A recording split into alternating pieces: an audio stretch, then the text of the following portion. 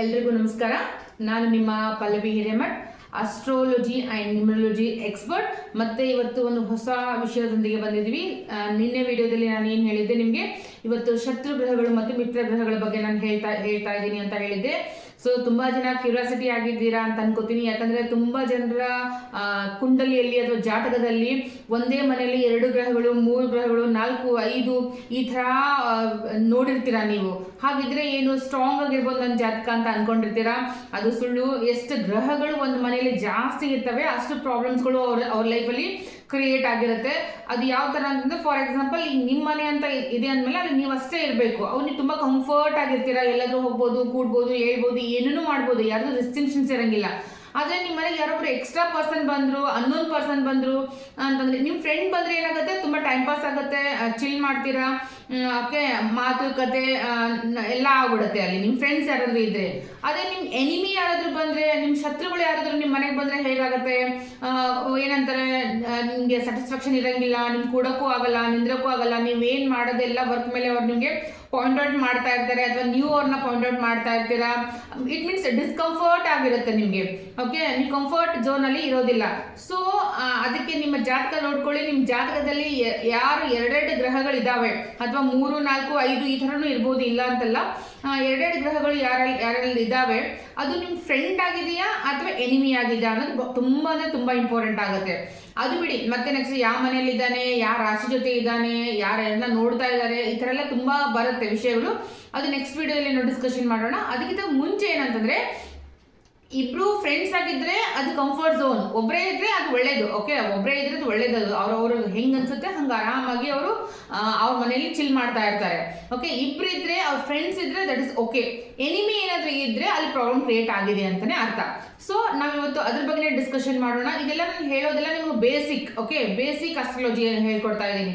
ಈ ಕಾನ್ಸೆಪ್ಟ್ನ ನಿಮಗೆ ಅರ್ಥ ಆಯಿತು, ಕ್ಲಿಯರ್ ಆಯಿತು ಅಂತಂದಾಗ ನೆಕ್ಸ್ಟ್ ನಾನು ನಿಮಗೆ ನಿಮ್ಮ ಜಾತಕವನ್ನು ನೋಡೋದು ಅಥವಾ ನಿಮ್ಮ ಕುಂಡಲಿಗಳನ್ನು ನೀವು ಯಾವ ಥರ ನೋಡಬೇಕು ಅನ್ನೋದ್ರ ಬಗ್ಗೆ ನಿಮಗೆ ಈಸಿಯಾಗಿ ಅರ್ಥ ಆಗಲಿಕ್ಕೆ ಸ್ಟಾರ್ಟ್ ಆಗುತ್ತೆ. ಸೊ ಇವತ್ತು ನಾವು ಬನ್ನಿ ಟಾಪಿಕ್ಗೆ ಬರೋಣ. ಫ್ರೆಂಡ್ಸ್ ಯಾರ್ಯಾರು ಅಂತ ನೋಡಿದ್ರೆ, ಸೂರ್ಯ, ಚಂದ್ರ, ಗುರು, ಮಂಗಳ. ಓಕೆ, ನೆನ್ಪಿಟ್ಕೊಳ್ಳಿ, ಸೂರ್ಯ, ಚಂದ್ರ, ಗುರು, ಮಂಗಳ ಈ 4 ಗ್ರಹಗಳಿಂದವೆ ಫ್ರೆಂಡ್ಸ್ ಪ್ಲಾನೆಟ್ಸ್ ಅಂತ ಹೇಳ್ತೀವಿ. ಓಕೆ, ಇವರೆಲ್ಲ ತುಂಬ ಸೂರ್ಯನಿಗೂ ಚಂದ್ರನಿಗೂ ಆಗುತ್ತೆ, ಸೂರ್ಯನಿಗೂ ಗುರುಗೂ ಆಗುತ್ತೆ, ಸೂರ್ಯನಿಗೂ ಮಂಗಳನಿಗೂ ಆಗುತ್ತೆ, ಮಂಗಳ ಗುರುಗೂ ಆಗುತ್ತೆ. ಓಕೆ, ಈ ಥರ ಚಂದ್ರ ಮತ್ತು ಗುರುಗೂ ಆಗುತ್ತೆ. ಓಕೆ, ಚಂದ್ರ ಮತ್ತು ಗುರು ಒಂದೇ ಮನೇಲಿ ಇದ್ದರೆ, ಅಥವಾ ಚಂದ್ರ ಗುರುವಿನ ನೋಡ್ತಾ ಇದ್ರೆ, ಅಥವಾ ಗುರು ಚಂದ್ರ ನೋಡ್ತಾ ಇದ್ರೆ, ನೀವೆಲ್ಲರೂ ತುಂಬ ಕೇಳಿರ್ಬೋದು, ಗಜಕೇಸರಿ ಯೋಗ ಕ್ರಿಯೇಟ್ ಆಗುತ್ತೆ ಅವ್ರ ಜಾತಕದಲ್ಲಿ. ಓಕೆ, ಗಜಕೇಸರಿ ಯೋಗ ಅಂತಂದ್ರೆ ತುಂಬ ರಿಚ್ ಪರ್ಸನ್ ಅಂತ ನೋಡ್ಬೋದು. ಗಜಕೇಸರಿ ಅಂತ ಒಂದು ಮೂವಿನೂ ಬಂದಿದೆ ಆ್ಯಕ್ಚುಲಿ. ಅದರಲ್ಲಿ ಕೂಡ ಅದೇ ಥರದ ಒಂದು ಯೋಗ ಇರುತ್ತೆ ಆ ಒಂದು ಜಾತಕದಲ್ಲಿ. ನೀವು ನೋಡಿಲ್ಲ ಅಂದರೆ ಅದು ನೋಡಿ, ಅದು ನಿಮ್ಗೆ ಅರ್ಥ ಆಗುತ್ತೆ. ಸೊ ಆ ಥರ ನಿಮ್ಮ ಜಾತಕದಲ್ಲಿ ಏನಾದರೂ ಗುರು ಮತ್ತು ಚಂದ್ರ ಒಂದೇ ಮನೇಲಿ ಇದ್ದಾರೋ, ಅಥವಾ ಗುರುವಿನ ದೃಷ್ಟಿ ಚಂದ್ರನ ಮೇಲೆ ಅಥವಾ ಚಂದ್ರನ ದೃಷ್ಟಿ ಗುರುವಿನ ಮೇಲೆ ಬೀಳ್ತಾ ಇದೆಯೋ, ಆ ಥರ ಇದ್ರೂ ಕೂಡ ಅದು ಗಜಕೇಸರಿ ಯೋಗ ಕ್ರಿಯೇಟ್ ಆಗುತ್ತೆ. ಯಾಕಂದ್ರೆ ಒಬ್ರು ಫ್ರೆಂಡ್ಸ್ ಇದ್ದಾರೆ. ಓಕೆ, ಅವ್ರ ನಡುವೆ ಕಂಫರ್ಟ್ ಝೋನ್ ಇದೆ. ನಾನು ನಿನ್ನನ್ನು ಕೊಡ್ತೀನಿ, ನನ್ನ ಕೊಡೋ ಈ ಗಿವ್ ಆ್ಯಂಡ್ ಟೇಕ್ ಪಾಲಿಸಿ ನಡೀತಾ ಇರುತ್ತೆ. ಸೊ ಎನಿಮೀಸ್ ಅಂತ ಬಂದಾಗ ಏನಾಗುತ್ತೆ ಅಂದರೆ ಅಪೋಸಿಟ್. ಓಕೆ, ನಾನು ಕೊಡ್ತೀನಿ ಅಂದ್ರು ಎದುರು ಬೇಡ ಅಂತಾರೆ, ಅದು ನಾನು ಬೇಡ ಅಂದರೆ ಎದುರು ತಗೋ ಅಂತಾರೆ. ಇಲ್ಲ ಅವರು ಕೊಡ್ತೀನಿ ಅನ್ನೋದಿಲ್ಲ, ನಾವು ತಗೋತೀನಿ ಅನ್ನೋದಿಲ್ಲ. ಹೋಪ್ ನಿಮ್ಗೆ ಅರ್ಥ ಆಗಿದೆ ಅನ್ಕೋತೀನಿ. ಸೊ ಎನಿಮಿ ಪ್ಲಾನೆಟ್ಸ್ ಅಂತ ಬಂದಾಗ ಏನಾಗುತ್ತೆ ಅಂತಂದರೆ, ಶನಿ, ಶುಕ್ರ, ರಾಹು ಆ್ಯಂಡ್ ಕೇತು ಇವು ಶತ್ರು ಗ್ರಹಗಳು ಅಂತ ಹೇಳಿ ಕರಿತೀವಿ. ಓಕೆ, ಶನಿ, ಮತ್ತೊಂದ್ಸಲ ಹೇಳ್ತಾ ಇದ್ದೀನಿ, ಶನಿ, ಶುಕ್ರ, ರಾಹು, ಕೇತು ಅಂದರೆ ಏನಿದು ಮಿತ್ರ ಗ್ರಹಗಳು ನೋಡಿ. ಶನಿ, ಶುಕ್ರ, ರಾಹು, ಕೇತು ಇದು ಒಂದು ಟೀಮು. ಓಕೆ, ಸೂರ್ಯ, ಚಂದ್ರ, ಗುರು, ಮಂಗಳ ಇದು ಒಂದು ಟೀಮು. ಅರ್ಥ ಆಯ್ತಾ? ಹೋಪ್ಸ್ ನಿಮ್ಗೆ ಅರ್ಥ ಆಗಿದೆ ಅನ್ಕೋತೀನಿ. ಎ ಟೀಮ್ ಅಂತ ಬಿ ಟೀಮ್ ಅಂತ ಮಾಡ್ಕೊಳ್ಳಿ. ಎ ಟೀಮಲ್ಲಿ ಏನು ಬರುತ್ತಂದ್ರೆ ಸೂರ್ಯ, ಚಂದ್ರ, ಗುರು, ಮಂಗಳ ಇವರೆಲ್ಲ ಎ ಟೀಮಲ್ಲಿ. ಬಿ ಟೀಮಲ್ಲಿ ಏನು ಬರುತ್ತೆ ಅಂತಂದ್ರೆ ಶನಿ, ಶುಕ್ರ, ರಾಹು ಆ್ಯಂಡ್ ಕೇತು. ನೀವು ಹೇಳ್ಬೋದು ಶುಕ್ರ ಲೆಕ್ಸರಿ ಎಲ್ಲ ಬರುತ್ತೆ, ಯಾಕೆ ಶುಕ್ರ ನೀವು ಆ ಒಂದು ಟೀಮಲ್ಲಿ ಹಾಕಿದ್ದೀರಾ ಅಂತಂದರೆ, ಹೌದು ಶುಕ್ರ ಲೆಕ್ಸರಿ ಬರುತ್ತೆ, ಇಲ್ಲ ಅಂತಲ್ಲ. ಆದರೆ ಇವರಿಗೆ ಎನಿಮೀಸ್ ಅದು. ಓಕೆ, ಯಾರಿಗೆ ಇವೆಲ್ಲ ಏನು ಎ ಟೀಮಲ್ಲಿ ಇದ್ದಾರಲ್ಲ ಅವರಿಗೆಲ್ಲರಿಗೂ ಬಿ ಟೀಮಲ್ಲಿ ಇರೋರಿಗೆ ಆಗಲ್ಲ, ಬಿ ಟೀಮಲ್ಲಿ ಇರೋರಿಗೆಲ್ಲ ಎ ಟೀಮಲ್ಲಿ ಇರೋರಿಗೆ ಆಗಂಗಿಲ್ಲ. ಸೂರ್ಯ ಮತ್ತು Shani dead opposite combinations. Okay, actually Surya ತಂದೆ, ಶನಿ ಮಗ. ನಿಮ್ಗೆ ಎಲ್ರಿಗೂ ಗೊತ್ತಿರ್ಬೋದು, ಸೂರ್ಯನ ಮಗನೇ ಶನಿ ಆಗಿರ್ತಾನೆ. ಓಕೆ, ಅದು ಏನಾಗುತ್ತೆ, ಎನಿಮೀಸ್ ಆಗಿರುತ್ತೆ, ಅವರಿಬ್ಬರಿಗೂ ಕಂಡ್ರೆ ಆಗೋದಿಲ್ಲ. ಇದು ಎನಿಮೀಸ್ ಟೀಮ್ ಅಂತ ಹೇಳ್ತೀವಿ. ಇನ್ನೊಂದು ಗ್ರಹಗಳನ್ನು ನಾನು ಮಿಸ್ ಮಾಡಿದ್ದೀನಿ. ನೀವು ಎಷ್ಟು ಜನ ನೆನಪಿದೆಯೋ ನನಗೆ ಗೊತ್ತಿಲ್ಲ. ಮಿಸ್ ಮಾಡಿದ್ದೀನಿ ಅಂದರೆ ನಿಮ್ಗೆ ನೆನಪಾಗ್ಬೋದು ಅಂತ ಅಂದ್ಕೊಂಡು ನಾನು ಮಿಸ್ ಮಾಡಿದ್ದೀನಿ. ಆ್ಯಕ್ಚುಲಿ ಇನ್ನೊಂದು ಏನಂದರೆ ಬುಧ ಗ್ರಹ. ಓಕೆ, ಅದು ಕೂಡ ತುಂಬ ಇಂಪಾರ್ಟೆಂಟು. ಅದನ್ನು ನಾವು ಯುವರಾಜ ಅಂತ ಕರಿತೀವಿ. ಓಕೆ, ಒಂದು ಆಸ್ಥಾನದಲ್ಲಿ ಒಂದು ರಾಜ ಇದ್ದರೆ ಬುಧ ಗ್ರಹನ ಯುವರಾಜ, ಅಂದರೆ ಒಂದು 7-8 ವರ್ಷದ ಒಂದು ಮಗು, ಅದಕ್ಕೆ ಯುವರಾಜ ಅಂತ ಹೇಳಿ ಕರಿತೀವಿ.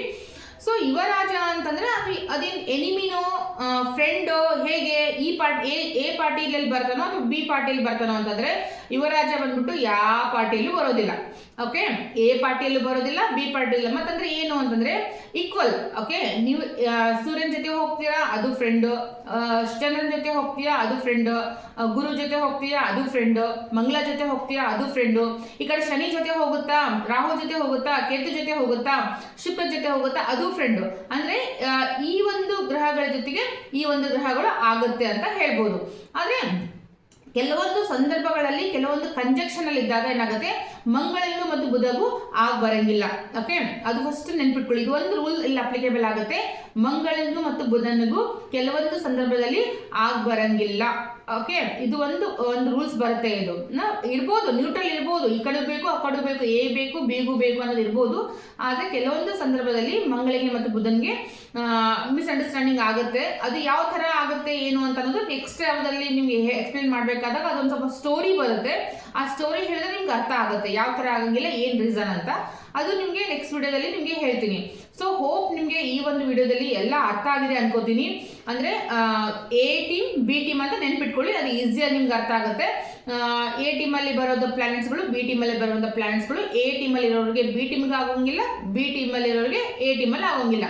ನೀವು ಒಂಥರ ಇಂಡಿಯಾ ಪಾಕಿಸ್ತಾನ್ ಟೀಮ್ ಥರ ತಗೋಬಹುದು, ಏನು ತೊಂದರೆ ಇಲ್ಲ.